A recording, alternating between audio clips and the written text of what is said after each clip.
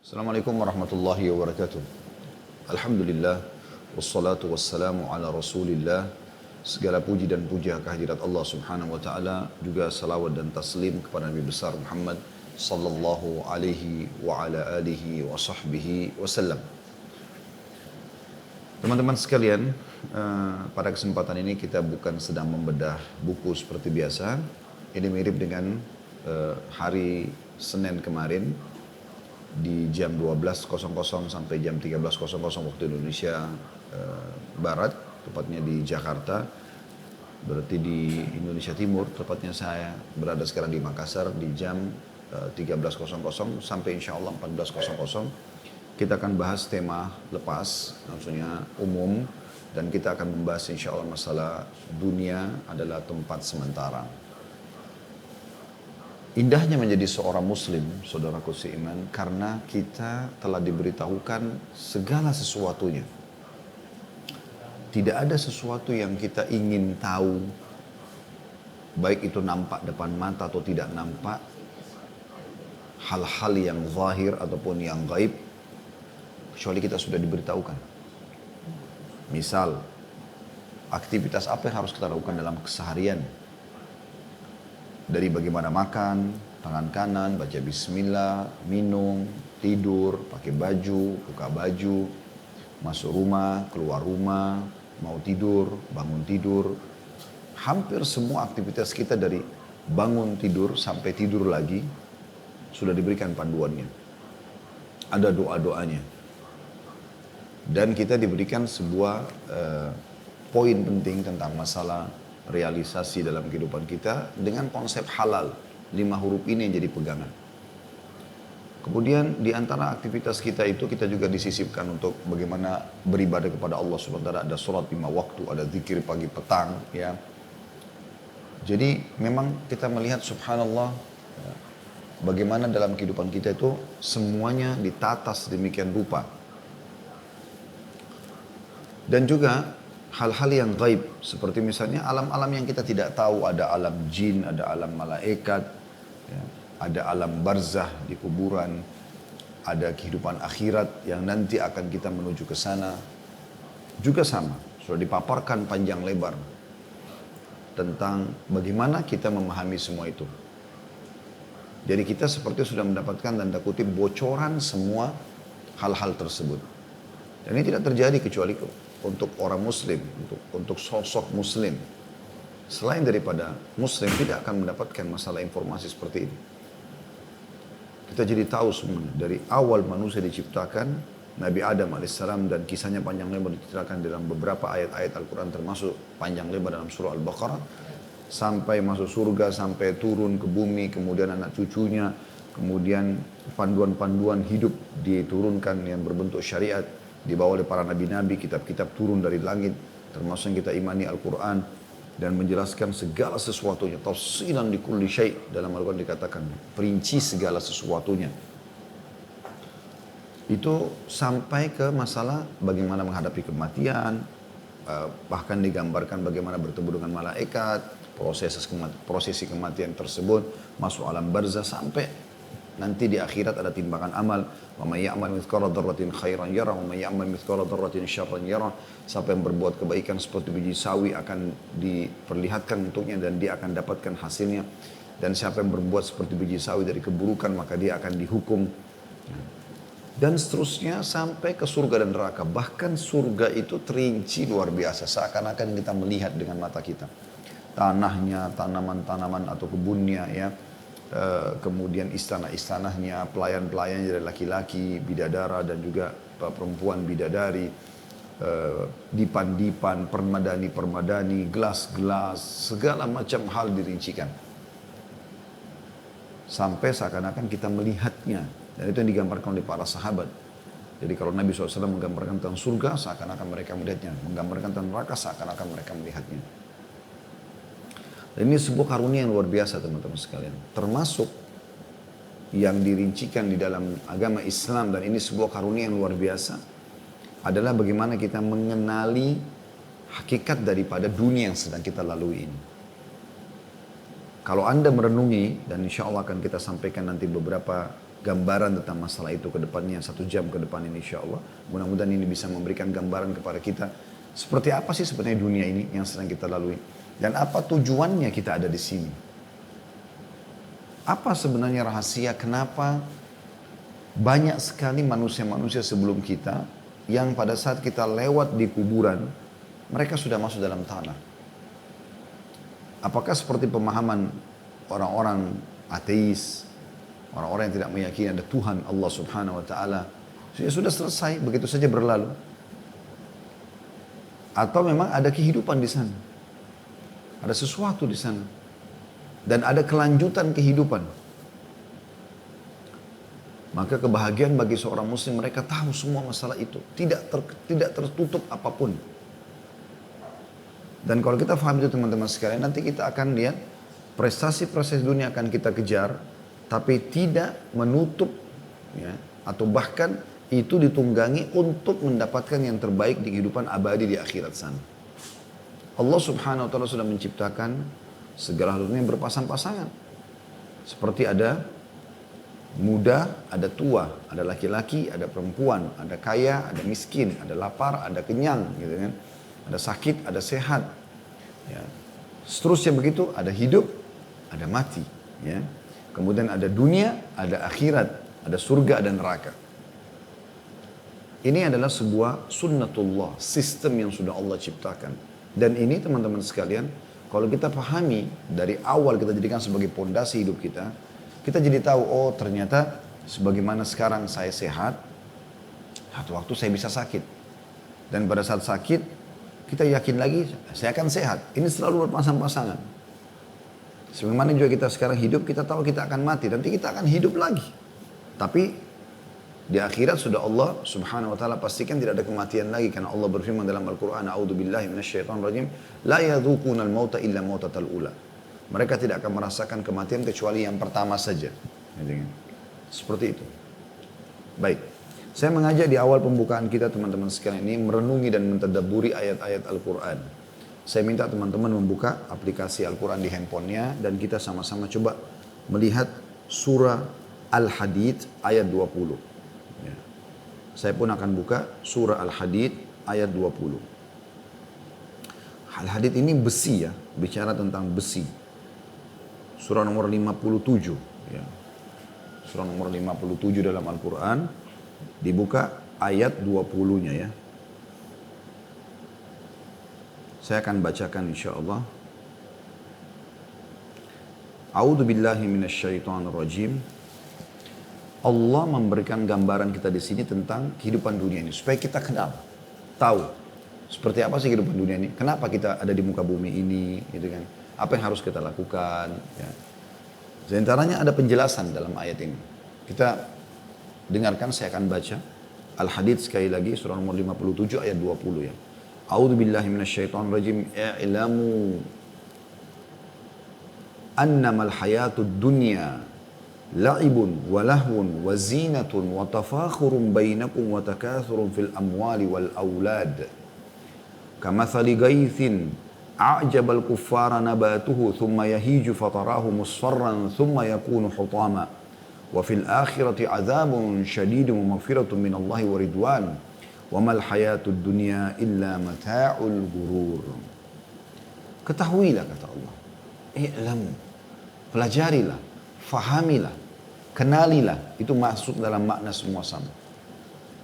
Bahwa sesungguhnya kehidupan dunia ini hanyalah permainan dan suatu yang melalaikan, perhiasan dan bermegah-megahan antara kamu serta berbangga-bangga tentang banyaknya harta dan anak. Itu umumnya yang terjadi. Seperti hujan yang tanamannya mengagumkan para petani. Begitu sudah tumbuh tanamannya, sudah mulai indah, kemudian tanaman itu nanti akan menjadi kering dan kamu lihat ya, warnanya kuning kemudian menjadi hancur. Dan di akhirat nanti ada azab yang keras dan ampunan dari Allah serta keridhoannya. Dan kehidupan dunia ini tidak lain hanyalah kesenangan yang menipu. Kesenangan yang menipu. Coba kita renungi sama-sama ayat ini. Allah mengatakan ketahuilah bahwa sesungguhnya kehidupan dunia ini hanyalah permainan. Seperti game, permainan. Ya. Ada start, ada akhir. Seperti itu. Dia akan sangat berbeda dengan kehidupan akhirat yang memang awal segalanya akhirat itu. Karena tidak ada lagi akhirnya. Allah mengatakan tentang akhirat, khalidina fiha, kekal di dalamnya. Selalu begitu. Ayat tentang surga berbunyi khalidina fiha, khalidina, kekal selamanya di dalamnya. Berbeda dengan dunia, Allah mengatakan permainan dan sesuatu yang melalaikan. Kalau kita tidak cari aktivitas yang menyibukkan diri kita dengan hal-hal yang positif, kita pasti akan lalai. Perhiasan dan bermegah-megahan antara kamu. Orang mengejar tentang baju baru, mobil baru, rumah baru, mana yang terbaru, HP baru.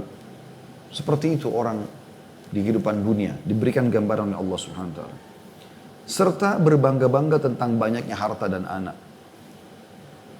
Berapa tabungan kamu, berapa mobil kamu, berapa rumah kamu. Sekitar situ orang berbicara tentang masalah dunia ini. Juga berapa anak yang kau miliki, sekolah di mana, pembicaraan sekitar itu. Lalu Allah berikan gambaran. Semua itu, kehidupan dunia itu, seperti hujan yang tanam-tanamannya mengagumkan para petani. Jadi pada saat hujan turun, membuat tanaman itu mulai berbunga, mulai indah, ya, sehingga membuat para penanamnya kagum. Karena melihat warna-warni, ada kuning, ada merah, ada segala macam. Buah-buahannya sudah mulai layak untuk dipetik. Kemudian apa setelah itu? Kan indah tuh. Ya. Pada saat kita lihat mangga lagi berbuah, kita tunggu matangnya, begitu matang kita petik, kan indah sekali. Tapi Allah gambarkan kehidupan dunia seperti itu. Dia akan jadi perhiasan, tapi ingat kata Allah, dia nanti akan kering, akan hilang. Ya. Kata Allah SWT, kemudian tanaman itu menjadi kering. Artinya akan hilang semua ini, akan musnah. Fana. Ya. Tidak ada yang kekal. Dan kamu lihat warnanya kuning. Lama-lama menguning, lama-lama rusak. Kemudian menjadi hancur.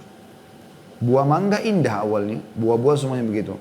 Awal mengkal, kemudian tiba-tiba dia matang. Ya. Setelah matang, dia akan rusak. Kalau tidak dikonsumsi. Maka itu digambarkan kehidupan dunia. Seperti itu. Lalu Allah mengatakan, dan di akhirat nanti, akan ada pertanggungjawaban semua yang kalian lalui di dunia ini. Akan ada azab yang keras bagi yang kufur, membangkang dan segala macam. Dan ampunan dari Allah serta keridhaannya. Ampunan bagi orang yang beriman. Dan juga ya keridhaan Allah Subhanahu wa taala. Maksudnya surga. Dan kehidupan dunia ini tidak lain hanyalah kesenangan yang menipu. Itu ayat 20 ya. Kita coba lanjut ke ayat 21-nya. Allah Subhanahu wa taala lalu mengajak kita semua. Orang-orang yang beriman. Apa kata Allah? Sabiku, berlumba-lumbalah kalian. Oleh karena itu, tadi di ayat 20 dijelaskan tentang dunia, Allah mengatakan, oleh karena itu selama hidup di dunia, berlomba-lombalah kalian. Ila magfiratin mir rabbikum. Kepada pengampunan Tuhan kalian. Segera minta ampun kalau berbuat salah. Dan jadilah orang-orang yang baik, yang patuh. Wa jannatin arduha ka ardis sama'i wal ardi uiddat lilladina amanu billahi wa rusulih. Dan kejarlah surga yang luasnya seluas langit dan bumi. Yang di akhirat nanti. Begitu kamu melalui kematian, kamu akan menuju kepada kehidupan yang abadi yang sebenarnya. Di sana ada surga, tempat abadi yang luasnya seluas langit dan bumi. Kita tidak akan pernah temukan teman-teman ada bangunan semegah, sebesar surga. Satu bangunan dinamakan surga, ya, itu seluas langit dan bumi. Kalau Anda pernah belajar ilmu alam pasti punya gambaran bagaimana si langit ini. Kita belajar ilmu pengetahuan alam, kita lihat bagaimana miliaran bintang-bintang berserakan ada di langit atau di bawah langit ini. Dan itu sangat luas. Dikatakan alam semesta ini luas sekali. Surga seluas itu semua. Allah Subhanahu wa taala ciptakan. Kejar itu kata Allah. Caranya bagaimana? Dunia ditunggangi untuk mendapatkan itu. Segera bertobat kalau punya dosa dan segera kamu kejar surga. Bagaimana? Dengan beramal saleh. Yang Allah siapkan untuk orang-orang yang beriman kepada Allah dan Rasul-Rasulnya.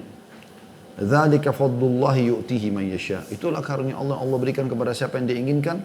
Wallahu dzul fadlil azim. Dan Allah zat yang maha memiliki karunia yang besar. Kemudian teman-teman sekalian, kita coba lihat lagi ayat yang lain yang berbicara juga tentang masalah dunia ini. Bisa dilihat dalam surah Yunus, surah nomor 10 ayat 24. Kita buka lagi surah Yunus, surah nomor 24. Maaf, surah nomor 10 ayat 24. A'udzu billahi minasyaitonir rajim. Innama mathalul hayatid dunya kama'in anzalnahu minas sama'i fakhtalata bihi nabatul ardi mimma ya'kulun nas wal an'amu hatta idza akhadhatil ardu zukhrufaha wazayyanat wa dhanna ahluha annahum qadiruna 'alayha ataha amruna laylan aw naharan faj'alnaha hasidan ka'an lam taghna bil ams kadzalika nufassilul ayati liqaumin yatafakkarun. Artinya, sesungguhnya perumpamaan kehidupan dunia ini yang kalian sedang lalui, kalau masih ada yang belum tahu seperti apa dunia ini, apa sebenarnya hakikat daripada fenomena kita bangun pagi, aktivitas, sampai malam tidur lagi, besok begitu lagi, apakah begini terus atau akan ada akhirnya? Perumpamaan kehidupan dunia ini seperti air hujan yang kami turunkan dari langit. Lalu tumbuhlah dengan suburnya karena air itu tanam-tanaman bumi. Di antaranya dan dimakan manusia, sayur-sayuran, buah-buahan, dan binatang ternak. Hingga apabila bumi itu telah sempurna keindahannya, sudah hijau, merah karena musim panen ya, dan memakai perhiasannya, maksudnya sudah sangat memukau sampai orang datang foto dan segala macam. Dan pemilik-pemiliknya mengira bahwa mereka pasti menguasainya. Tiba-tiba datanglah kepadanya adab kami di waktu malam dan siang atau siang. Lalu kami jadikan tanaman-tanaman itu laksana tanaman yang sudah disabit. Seakan-akan belum pernah tumbuh kemarin. Demikianlah kami menjelaskan tanda-tanda kekuasaan kami kepada orang-orang kafir. Maksudnya orang-orang yang berfikir. Maksudnya adalah kehidupan dunia ini nggak usah kalian kejar berlebihan. Karena dunia ini itu toh akan habis nanti. Seperti puncaknya, ya, indahnya pada saat lagi akan panen. Kita setampan apapun teman-teman sekalian, secantik apapun paras wajah kita, seindah apapun, semulus apapun kulit kita, ada fasenya. Dimana nanti akan kita masuk ke fase-fase mulai keriput, mulai berubah, mulai membungkuk, mulai tua, meninggal. Dan terus begitu. Bahkan dengan adanya keturunan dari kita, itu sudah tanda-tanda kematian kita sebenarnya. Berarti sudah ada generasi baru manusia akan menggantikan kita nanti. Mereka juga akan melalui hal yang sama. Ya, mereka akan tumbuh seperti kita dulu, masa remaja, kemudian menikah, kemudian punya keturunan, sama lagi meninggal, dan begitu terus. Dan ini Allah gambarkan akan ada akhirnya semua. Dengan kematian setiap individu ini, dan terakhir puncaknya adalah kiamat yang termasuk salah satu rukun iman kita. Jadi kehidupan dunia ini akan kalian lalui. Seperti itulah. Lalu kita baca ayat 25, lanjutan di bawahnya, untuk menyempurnakan bahasan ayat 24 tadi.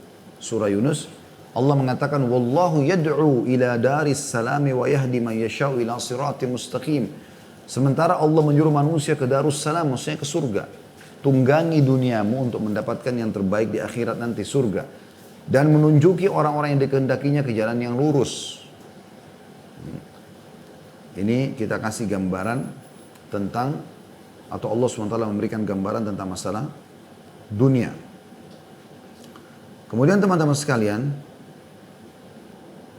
kita akan coba melihat bagaimana gambaran Nabi alaihi salatu wassalam tentang masalah dunia ini. Pernah Nabi alaihi salatu wassalam bersabda di depan para sahabat, ya. Beliau mengatakan, wallahi, demi Allah, mad dunya fil akhirah illa mathalu ma yaj'alu ahadukum isba'ahu hadhihi fil yam falyandur bima yarja'. Hadis sahih riwayat Muslim. Nabi SAW setelah melihat sahabat-sahabat pindah ke Madinah, mereka sudah mulai punya rumah, mereka sudah mulai punya perkebunan-perkebunan, mereka jihad dapat ghanimah harta rampasan perang, mereka yang tadinya belum berumah tangga sudah berumah tangga dan punya keturunan, sudah mulai makmur kehidupan. Gitu kan? Maka Nabi SAW mengingatkan. Langsung Nabi bersumpah, wallahi demi Allah, sesungguhnya dunia ini, maksudnya kalian sekarang rasakan makan enak, minum, punya istri, punya suami, punya anak, punya rumah, punya kendaraan, segala macam. Dunia ini dibandingkan akhirat yang harusnya kalian tunggangi dunia ini untuk menuju ke sana. Ya, perumpamaan perbedaannya seperti jari seseorang di antara kalian, yang telunjuk yang kalian celupkan ke lautan, maka lihatlah berapa banyak tetesan air yang ikut dengan jarinya. Dunia seperti tetesan air yang di jari telunjuk tadi, sementara akhirat seperti lautan yang luas. Artinya Nabi SAW memberikan gambaran kepada kita, dunia kalian lalui ya. Kenapa sih kita lalui? Tidak mungkin tidak. Semenjak ayah kita Adam alaihissalam dan ibu kita Hawa alaihissalam diturunkan oleh Allah SWT di muka bumi, maka tidak akan terjadi kiamat sampai seluruh keturunan Adam alaihissalam lahir. Tidak akan terjadi kiamat sampai manusia terakhir yang Allah takdirkan akan lahir. Dan Allah sudah mengatur tujuan kita untuk ada di muka bumi. Dalam surah Az-Zariyat Allah menjelaskan masalah itu. A'udzubillahi minasyaitonir rajim wa ma khalaqtul jinna wal insa illa liya'budun. Seingat saya surah nomor 56 ayat 50-an ini ya. Aku tidak menciptakan jin dan manusia ada di muka bumi itu kecuali untuk menyembah kepadaku. Untuk patuh, menjalankan perintah-perintah Allah Subhanahu wa taala tujuannya dan mengejar akhirat. Siapapun teman-teman yang menjadikan akhirat targetnya dan dia tahu dunia untuk mengejar di sana, maka dia akan mudah sekali melalui muka bumi ini karena dia tahu cuma sebentar. Para orang-orang soleh sebelum kita, para sahabat, kalau mereka sakit, mereka tahu ini dunia. Mereka kehilangan harta, mereka kehilangan orang yang dicintai. Semua bagi mereka biasa saja. Yang penting jangan kehilangan tiket menuju kepada kehidupan abadi, yaitu iman dan amal saleh. Juga Nabi SAW pernah satu waktu, pada saat beliau ada di satu tempat, didatangi oleh Umar bin Khattab radhiyallahu anhu. Sementara Nabi SAW tidur di atas sebuah tikar, yang tikar itu kurang lebih dari pelapa-pelapa kurma. Jadi pada saat Nabi SAW tidur, ada bekas di badan beliau SAW. Maka Umar masuk lalu menangis melihat hal tersebut. Mengatakan, ya Rasulullah, Kisra rajanya Persia, mereka di atas, dan Kaisar rajanya Romawi, mereka di atas dipan-dipan yang empuk. Mereka enak hidupnya dengan didampingi dayang-dayang yang melayani semuanya. Sementara Anda, seakan-akan Anda ini nabi dan raja kami gitu. Anda seperti ini gitu. Maka Nabi SAW lagi berbaring, langsung duduk. Lalu mengatakan kalimat yang luar biasa. Beliau mengatakan, awa fi syakkin anta ya ibn Khattab. Apa kau ragu hai ibnu Khattab? Ibnu Khattab maksudnya Umar bin Khattab ini. Sesungguhnya, innama lahum dunya walana akhirah. Sesungguhnya mereka itu orang-orang kafir yang kau sebutkan. Mereka memang menikmati dunia ini berlebihan. Sementara kita menuju ke akhirat. Artinya bagi seorang muslim, ada dia nikmati, tidak ada dia biasa saja. Karena dunia akan dia lalui. Bukan target utamanya. Orang mukmin itu teman-teman, dalam kondisi dia kaya, dia bersyukur. Dalam kondisi dia miskin, dia bersabar. Semua biasa saja bagi dia. Karena dia tahu dunia ini bukan tempat abadi. Hanya sementara. Akan dilalui. Dia tunggangin ini untuk menuju kepada kehidupan abadi. Dalam sebuah riwayat Tirmidzi juga Nabi SAW pernah melewati pasar. Ada bangkai kambing. Lalu beliau memegang kupingnya bangkai kambing itu sambil mengatakan, siapa yang mau beli ini? Nah, sahabat mengatakan, ya Rasulullah, tidak ada yang mau gitu. Maka beliau mengatakan kalimat, fa wallahi lad dunya ahwanu 'ala Allahi min hadza 'alaikum. Ketahuilah bahwasanya bangkai yang kalian tidak suka ini lebih hina di sisi Allah, dunia lebih hina daripada bangkai ini. Dunia di sisi Allah lebih hina daripada bangkai ini di hadapan kalian. Jadi seperti kita nggak suka dengan bangkai kambing yang sudah membusuk, ya, maka Allah Subhanahu Wa Taala menganggap dunia lebih hina daripada itu. Bukan tempat target utama. Seorang mukmin melalui semuanya dengan tenang, nikmat bersyukur, cobaan bersabar, semuanya mudah bagi dia karena targetnya adalah akhirat. Dunia sementara. Juga dalam riwayat yang lain, riwayat Imam Ahmad, Kata Nabi SAW, hadis ini sahih juga. Inna mat'am ibni Adam ju'ila mathalan di dunia. Sesungguhnya makanan anak Adam dijadikan perumpamaan oleh siapa? Oleh Allah SWT tentunya. Untuk menjadi perumpamaan dunia. Wa in kazzahahu wa mallahahu fandur ila ma yasir. Biar dia bumbuhi, dia kasih garam, diperindah penataannya makanan itu, maka lihat hasil akhirnya. Akan jadi apa itu? Dan orang semua tahu, akan jadi ampas, akan jadi tinja, akan jadi air seni. Sebagian jadi nutrisi tubuh. Yang tadinya makanan mewah, akan jadi begitu juga ujung-ujungnya. Pada saat itu saja indah kelihatan. Kemudian juga pernah ada seorang sahabat dalam riwayat Imam Ahmad juga namanya Ad-Dahhak radhiyallahu anhu, Dahhak bin Sufyan radhiyallahu anhu, seorang sahabat yang saleh. Beliau mengatakan bahwasanya Rasulullah SAW pernah berkata pada beliau, anna Rasulullah SAW qala lahu, Nabi SAW bersabda kepada dia, ya Dahhak, ma ta'amuk, wahai Dahhak, apa makananmu? Qala ya Rasulullah, al-lahmu wal laban. Maka dia mengatakan, ya Rasulullah, daging dan susu. Ini makanan paling mewah. Orang bisa makan daging, bisa minum susu itu luar biasa. Qala thumma yasiru ila madha. Nabi SAW tanya, lalu setelah itu jadi apa? Daging yang kau makan, susu yang kau minum, akan jadi apa? Qala ina ma qad alimta. Dahak kena santun dengan Nabi SAW. Dia tidak mau bilang kotoran ya Rasulullah. Dia cuma mengatakan, akan menjadi sesuatu yang sudah anda tahu ya Rasulullah. Maksudnya akan jadi kotoran, tinja dan air seni. Qala fa inna Allah Ta'ala daraba ma yakhruj min ibni Adam mathalan di dunia. Ketahuilah bahwasanya Allah Subhanahu wa Ta'ala menjadikan apa yang keluar dari anak Adam itu sebagai perumpamaan dunia. Kotoran. Makanya Syekh Utsaimin rahimahullah, saya pernah dengar cuplikan ceramah beliau, salah satu ulama Saudi mengatakan, seharusnya seorang mukmin menjadikan dunia ini seperti, WC. Tempat dia menyelesaikan hajatnya, kemudian dia keluar dan dia kembali ya, beraktivitas seperti biasa. Semua ini teman-teman apa yang kita sampaikan, dan akan masih ada beberapa dalil yang kita sampaikan, bukan berarti anda tidak usah urus dunia, pakai aja baju kotor, gak usah makan yang enak, gak usah punya rumah yang bagus. Bukan itu pemahamannya, bukan itu. Karena Allah Subhanahu wa Ta'ala berfirman dalam surah Al-Qasas, anda bisa buka surah nomor 28 ayat 77. A'udzu billahi minasyaitonir rajim. Al-Qasas 28 ayat 77 ya. A'udzu billahi minasyaitonir wa bataghi fi ma ataqallahu ad-daral akhirah wa la tansa nasibaka minad dunya. Kejarlah apa yang Allah janjikan untukmu di akhirat dan jangan lupa bagianmu dari dunia. Maksudnya dunia silakan nikmati. Nabi SAW makan makanan enak, pakai baju yang bagus, ada rumah, ada tunggangan. Tetapi Nabi SAW bukan menjadikan sebagai target, bukan. Sehingga akhirnya tidak mengenal lagi mana halal, mana haram. Karena dunia menjadi target. Untuk mendapatkan harta, mau halal, mau haram, mau menipu, mau mencuri, tidak pusing. Begitu juga dengan jabatan misalnya. Pokoknya yang penting dapat jabatan, intinya itu. Mau benar, mau salah, nggak pusing. Nah ini tidak boleh.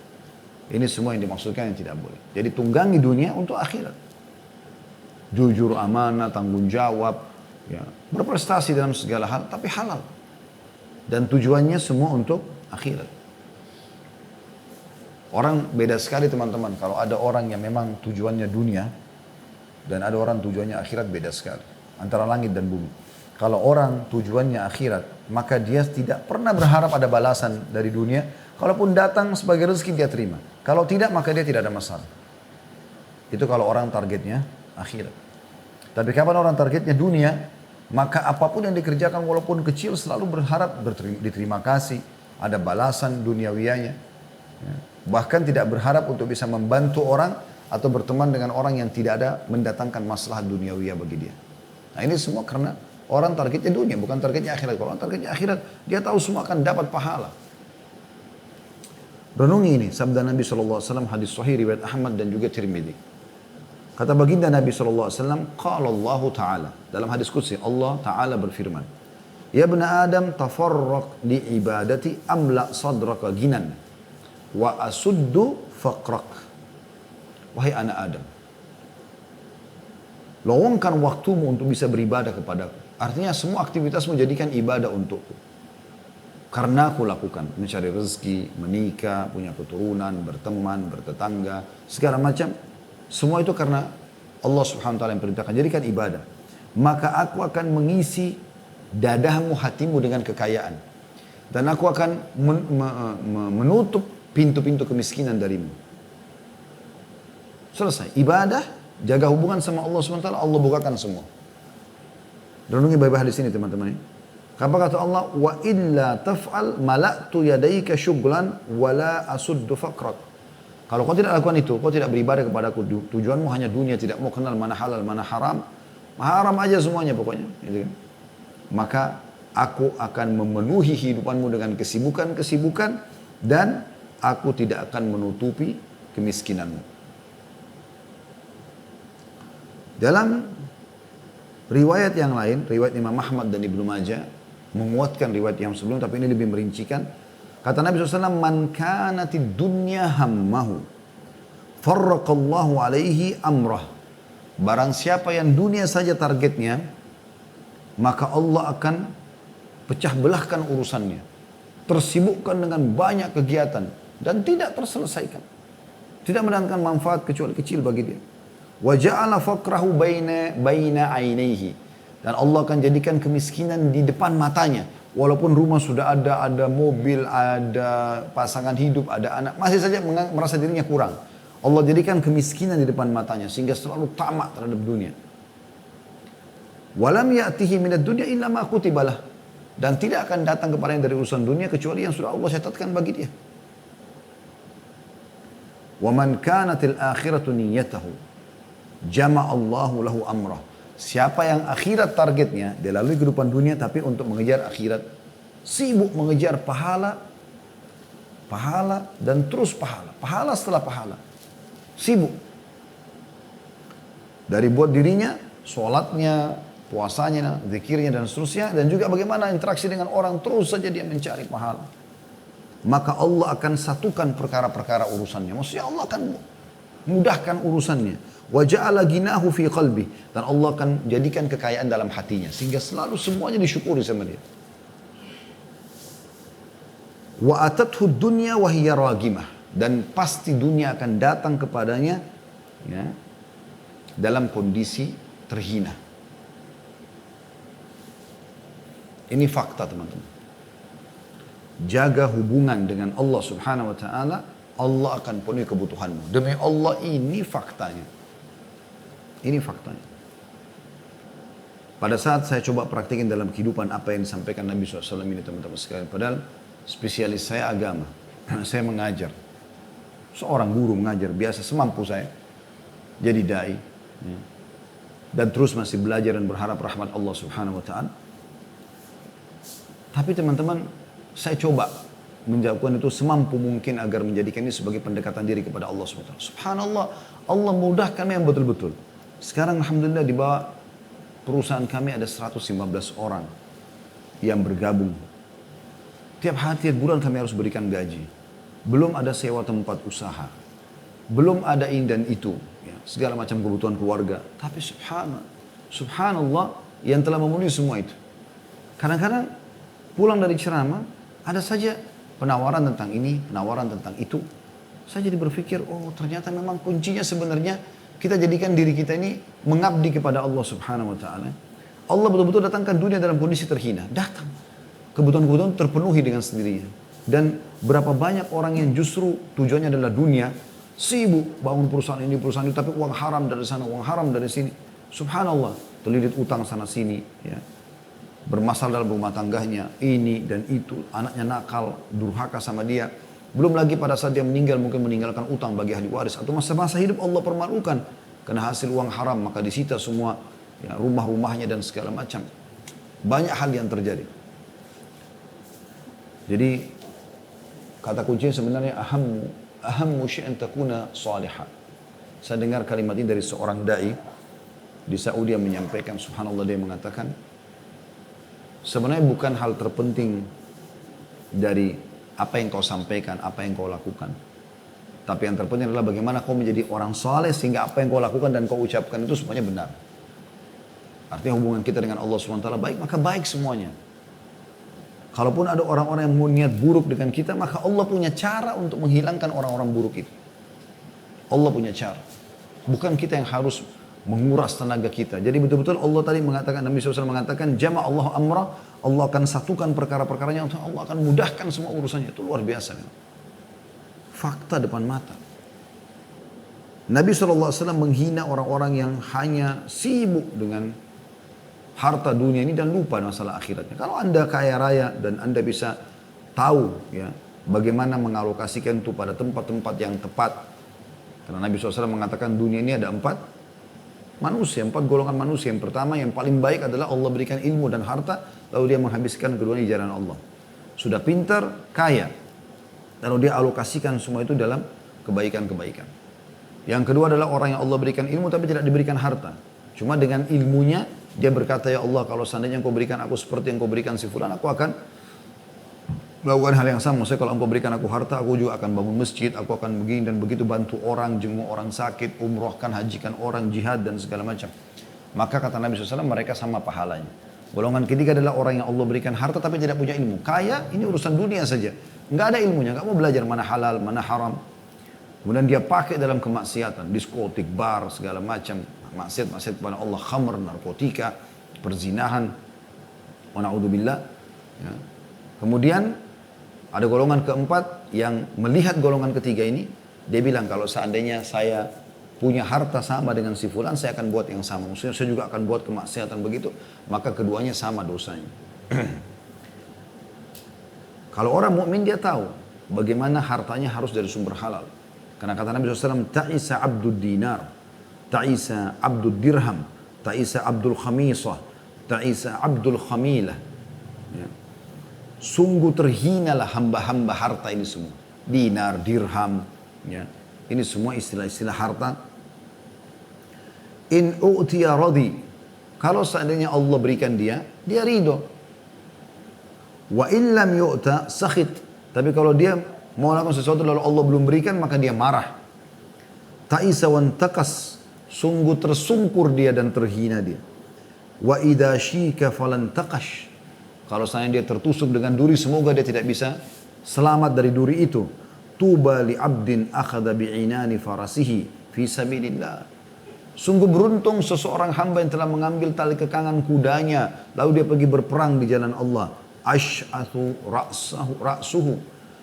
Rambutnya penuh dengan debu. Mukbarra kadamah. Kedua kakinya penuh dengan debu. In kana fil hirasati kana fil hirasa. Kalau dia dijadikan sebagai orang prajurit biasa yang berjaga-jaga, dia berjaga-jaga, yang penting akhirat targetnya. Wa in kana fis saqati kana fis saq. Kalau dia berada di barisan belakang pun pasukan dia tidak peduli, tidak penting bagi dia di depan atau belakang. Yang penting dia berjihad, gitu kan. Wa idza sta'dzana wa in ista'dzana lam yu'dzan lahu. Wa in syafa'a lam yushfa'. Kalau dia minta izin untuk melamar, menikah, ditolak. Kalau dia memberikan rekomendasi, tidak ada yang terima. Hadis riwayat Bukhari. Maksudnya adalah yang beliau ingin sampaikan sallallahu alaihi wasallam, bagaimana orang yang targetnya akhirat, nggak peduli bagi dia jenis pekerjaannya, yang penting selama itu halal. Nggak peduli jabatannya dia sebagai apa, yang penting dia ikhlas dalam bekerja karena targetnya semua akhirat. Bisa saja seorang bawahan lebih banyak pahalanya daripada atasan. Bisa saja masyarakat lebih banyak pahala daripada pimpinan. Bisa saja orang miskin lebih banyak pahala daripada orang kaya. Bisa saja. Tergantung bagaimana dia ikhlas dalam menerima amalan-amalan pekerjaan tersebut. Lalu dia jadikan sebagai tunggangan untuk menuju ke akhirat. Sampai tadi perkataan Ali radhiyallahu anhu tentang masalah dunia. Beliau mengatakan, irtahalatid dunya mudbirah. Sungguh dunia telah pergi. Wartahalatil akhiratu muqbilah. Dan akhirat sekarang sedang datang. Walikulli wahidatin minhuma banun. Keduanya memiliki anak-anak. Ada anak-anak dunia, ada anak-anak akhirat. Yang kejar dunia ada, yang kejar akhirat ada. Fakunu min abna'il akhirah. Maka jadikanlah diri kalian anak-anak akhirat. Artinya kehidupan yang kalian akan datangi sekarang. Ya. Wala takunu min abna'id dunia. Dan jangan pernah menjadi anak-anak dunia. Karena akan berlalu. Gitu kan. Akan ketinggalan. Fa innal yawma amalun wala hisab wa gadan hisabun wala amal. Hadis riwayat Bukhari atau riwayat Bukhari. Sesungguhnya hari ini adalah kesempatan beramal tapi belum ada hisabnya. Dan Besok di akhirat ada hisab tanpa bisa beramal. Hasan al-Basri berkata rahimahullah, aku tahu rezekiku tidak akan diambil orang lain. Karena itu hatiku selalu tenang. Di dunia ini tidak usah khawatir. Oh proyek itu punya saya diambil, oh ini uang saya diambil. Nggak bisa, itu rezeki sudah Allah tentukan. Kata Hasan Basri, aku tahu rezekiku tidak akan diambil oleh orang lain. Kalau rezeki dia akan sampai ke dia. Karena itu hatiku selalu tenang. Aku tahu amalku tidak akan dikerjakan orang lain. Oleh karena itu, aku selalu beramal. Aku tahu Allah Ta'ala selalu memperhatikanku. Karena itulah, aku malu jika Allah melihatku dalam maksiat. Aku tahu kematian sudah menungguku. Karena itulah, aku selalu menambah bekal untuk pertemuanku dengan Allah. Jadi wasiat yang luar biasa. Beliau mengatakan, aku tahu rezekiku tidak akan diambil orang lain, maka aku tenang. Aku tahu amalku, sholat, puasa, segala macam, tidak akan dikerjakan orang lain, maka aku sibuk beramal. Yang ketiga, aku tahu Allah Ta'ala selalu memperhatikanku, melihatku. Maka aku malu untuk bermaksiat kepadanya. Dan yang terakhir, yang keempat adalah aku tahu kematian sedang menungguku. Maka aku selalu mempersiapkan untuk menghadapi pertemuan dengan Allah. Maksudnya pada saat meninggal akan bertemu dengan Allah Subhanahu Wa Ta'ala. Lalu beliau mengatakan, jauhilah dunia ini. Lalui iya, tapi jangan menjadikan target utama. Sehingga terus mengikuti perkembangan dunia yang sifatnya tidak ada manfaatnya buat dia secara akhirat. Penuh dengan kemaksiatan dan jenis-jenisnya. Karena ia seperti ular yang mulus pada sentuhan tangan, tetapi racunnya bisa membunuh. Juga beliau mengatakan, dunia dimulai dengan tangisan dan diakhiri dengan tangisan. Maksudnya, pada saat lahir, menangislah si bayi tersebut. Pada saat dia meninggal, dia ditangisi. Itulah kesimpulannya dunia. Coba teman-teman kita renungi sama-sama, apa yang harus kita lakukan kalau begitu selama di dunia. Allah Subhanahu Wa Ta'ala berfirman, saya ingin teman-teman buka surah Az-Zumar, surah nomor 39, ayat 54 sampai 58. Az-Zumar, surah nomor 39, ayat 54 sampai 58. Saya baca dari ayat 53-nya lebih tepat ya. Ayat 53-nya. Dan ini surah Az-Zumar ayat 53 adalah ayat yang luar biasa. Kalau saya melihat ini hadiah yang terbesar dari Allah Subhanahu Wa Ta'ala. Surah Az-Zumar 39 ayat 53. Tapi kita akan baca sampai 58 insyaAllah. A'udhu billahi minasyaitonir rajim.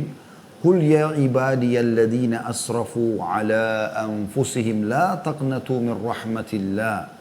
Inna Allah yakfirud dhunuba jami'a. Innahu huwal ghafurur rahim.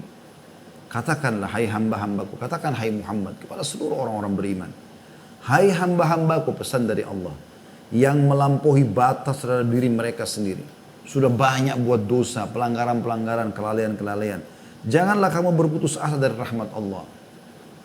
Sesungguhnya Allah mengampuni dosa-dosa semuanya. Sesungguhnya dialah yang maha pengampun lagi maha penyayang. Allah SWT memastikan asal kita mau taubat, mau kembali ke jalannya, kita mau memperbaiki sekarang dan mau menuju ke akhirat, maka Allah akan mengampuni semua kesalahan. Lalu Allah bilang, ini pesan 54 tentang bagaimana melalui dunia. Kata Allah, wa anibu ila rabbikum wa aslimu lahu min qabli an ya'tiyakumul adabu thumma la tunsarun. Dan kembalilah segera kepada Tuhanmu. Dan berserah dirilah kepadanya sebelum datang azab kepadamu, kemudian kamu tidak dapat ditolong lagi. Artinya, segera sekarang, sadarlah setelah mengetahui tentang hakikat dunia ini, tugas-tugas kita selama di dunia, maka kembalilah segera kepada Allah Subhanahu Wa Ta'ala. Ya.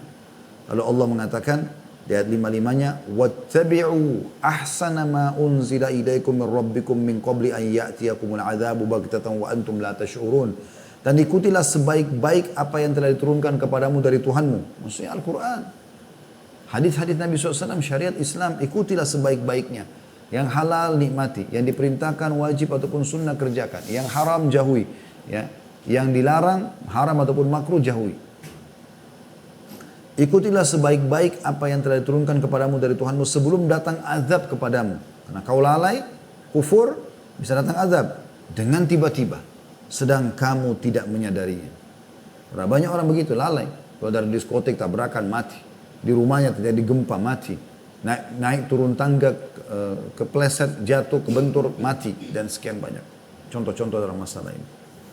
Ayat 5-6-nya. Dan pada saat meninggal apa yang dia katakan? Antakula nafsun ya hasrata ala ma farrattu fi jambillahi wa in kuntu laminas sakhirin.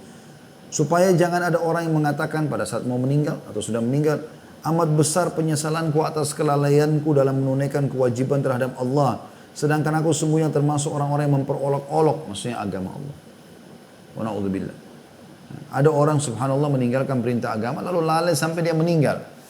Tidak taubat dan memperbaiki. Ini kerugian yang besar bagi dia. Semua orang-orang yang menjadi teman kita, orang-orang yang bersama kita, apalagi ahli maksiat sama-sama saling mendukung dalam kemaksiatannya teman-teman sekalian.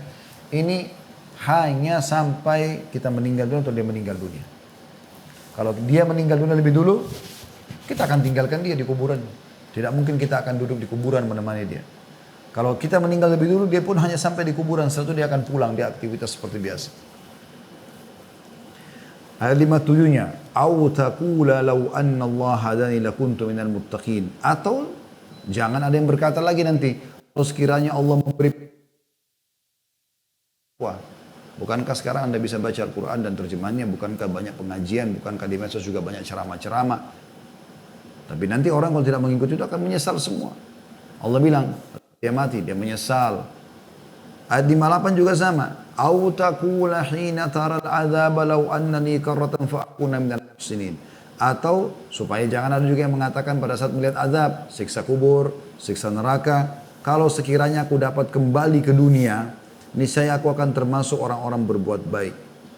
Tidak akan bisa. Percuma, tidak akan ada cara dia lagi untuk bisa menyelamatkan diri kalau sudah datang padanya kematian. Saya akan coba baca teman-teman sampai ayat 61 saya tambahkan karena ini ada relevansinya ya.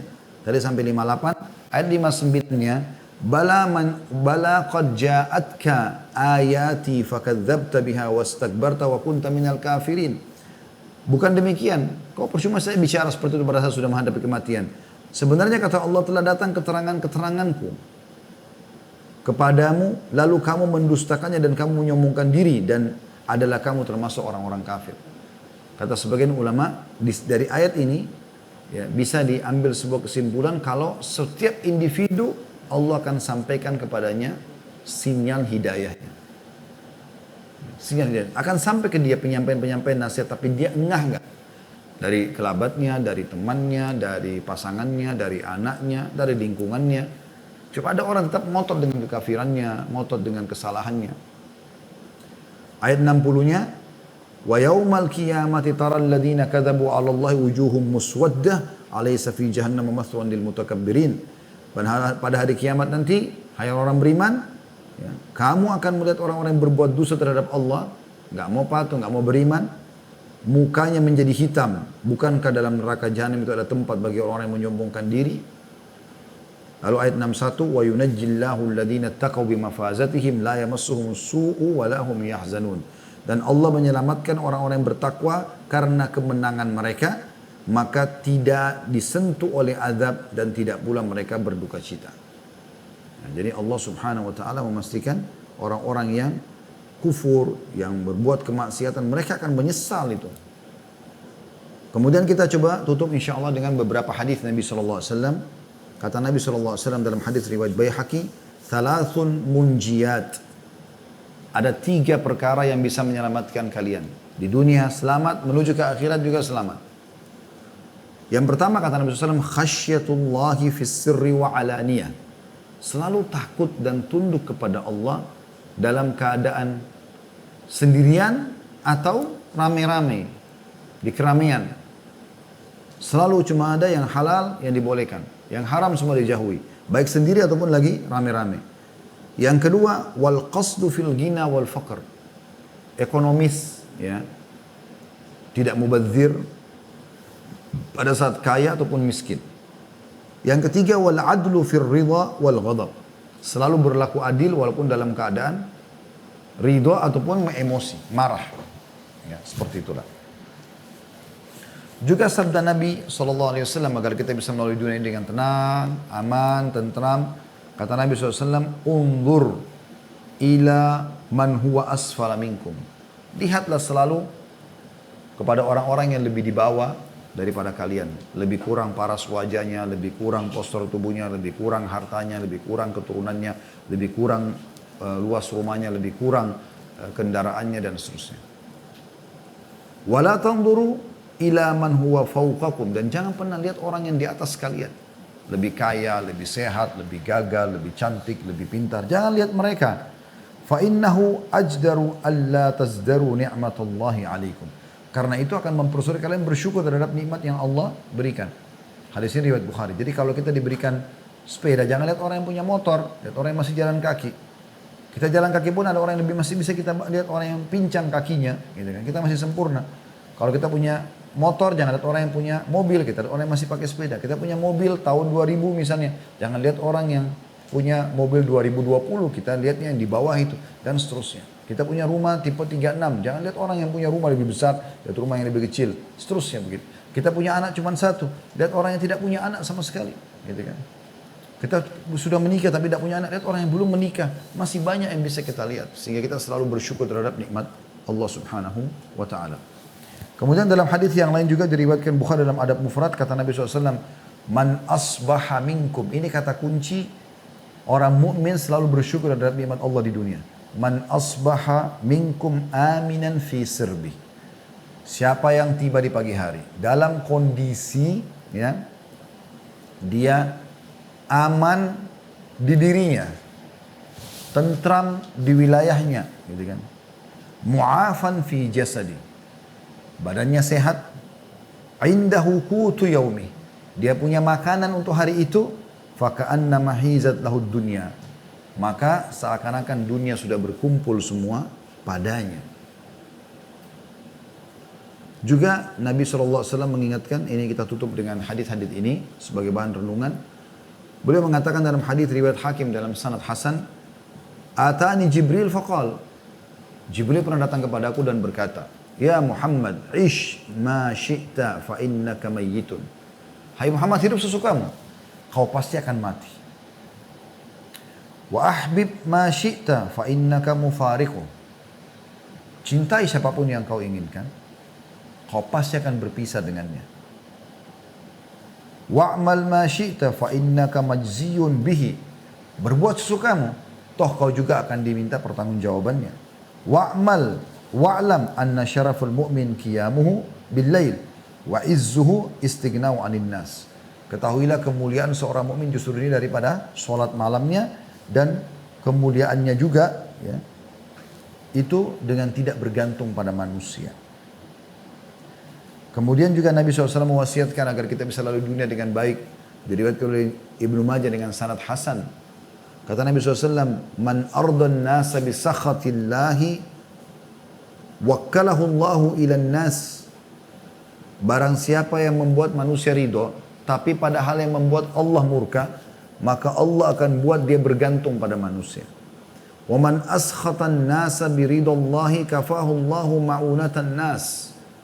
Dan barang siapa yang membuat manusia marah, tapi karena itu pada keridhaan Allah, karena Allah ridho, walaupun manusia marah dia nggak peduli, maka Allah akan mencukupkan dia dari manusia. Tidak perlu lagi dengan manusia-manusia lain. Hadis ini hadis sahih riwayatkan Ibnu Hibban, ya. Bukan Ibnu Majah, tadi maaf saya keliru, tapi ini hadis riwayat Ibnu Hibban. Karena ini ada tulisan saya cukup kecil ya, jadi saya lihat di layar yang pernah saya tulis dengan tangan. Maka tadi saya keliru menyebutkan riwayat Ibnu Majah dengan sanad hasan, tapi ini adalah riwayat Ibnu Hibban dengan sanad sahih. Kalau riwayat Ibnu Majah dengan sanad hasan adalah qila ya Rasulullah ayyul mu'minina afdal. Pernah seseorang bertanya kepada Nabi SAW mengatakan, Ya Rasulullah, orang mukmin mana yang paling afdal? Faqala ahsanuhum khuluqa. Orang yang paling baik, kata Nabi SAW, akhlaknya di antara mereka. Qala fa'ayyul mu'minin akyas. Lalu ditanya kepada Nabi SAW, lalu orang mukmin mana yang paling cerdas? Kalau tadi yang paling baik, yang paling afdal. Yang paling cerdas mana? Kata Nabi SAW, aktsaruhum lil mauti dzikra wa ahsanuhum liman ba'dahu isti'dada. Ulaikal akyas. Orang-orang yang paling cerdas dari orang beriman adalah orang yang selalu ya, mengingat kematian. Paling banyak mengingat kematian. Hari akhirat. Dia akan kembali kepada Allah. Dan yang paling bagus mempersiapkan apa yang akan dia bawa setelah kematian itu. Mereka adalah orang-orang yang paling cerdas. Juga dalam sabda Nabi SAW yang riwayat Tirmidzi, kata beliau, innal qabra awwala manazil al-akhirah. Ketahuilah kubur adalah awal kehidupan akhirat. Fa in naja minhu fama ba'dahu aisara min. Siapa yang lolos dari kehidupan kuburan itu, karena dia tadi banyak berbuat kebaikan-kebaikan di dunia, maka yang setelahnya lebih mudah. Maksudnya hisab di akhirat nanti. Wa in lam yanju minhu fama ba'dahu ashaddu min. Kalau dia tidak bisa lolos di kuburan saja, maka setelahnya lebih berat bagi dia. Qala ma ra'aitu mandaran qattun illa wal qabru afdha'u minhu. Dan ketahuilah aku tidak pernah melihat kuburan, aku tidak melihat sesuatu yang kuburan itu lebih serem daripada itu. Kalau orang dipenuhi dengan banyak maksiat, tidak sempat tobat sebelum meninggal, maka akan menakutkan sekali kuburan itu bagi dia. Nabi SAW dalam hadis lain riwayat Ibnu Majah dengan sanad hasan juga pernah setelah mengantar jenazah kemudian beliau menangis ya, melihat jenazah tersebut, lalu beliau mengatakan sabdanya yang masyhur, wahai saudara-saudaraku, untuk inilah selalu kita punya persiapan.